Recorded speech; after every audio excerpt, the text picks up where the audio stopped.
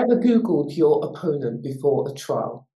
You might think it would help to know about their reputation and their experience and expertise, but could it actually shake your confidence? Or could it actually psych you out before you've even got into the courtroom?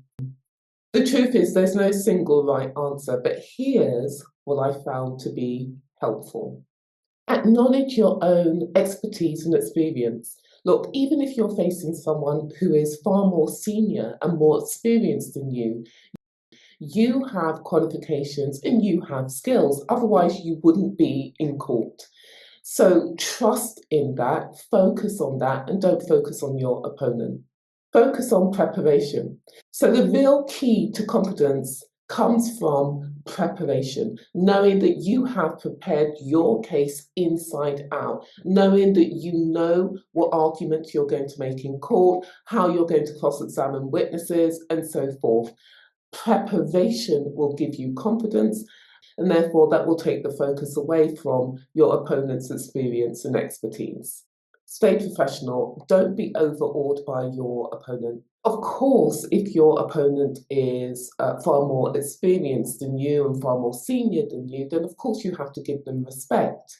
But don't let respect and admiration give way to intimidation. Think about focusing on your client, focusing on doing the very best for your client, and don't be intimidated by your opponent.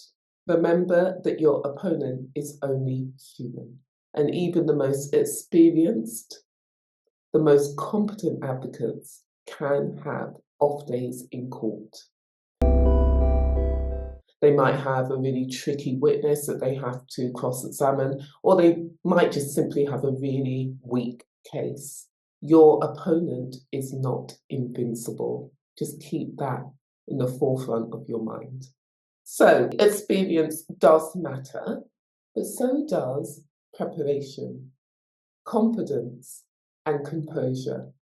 Trust in your abilities. I genuinely would love to know, do you Google your opponent before trial?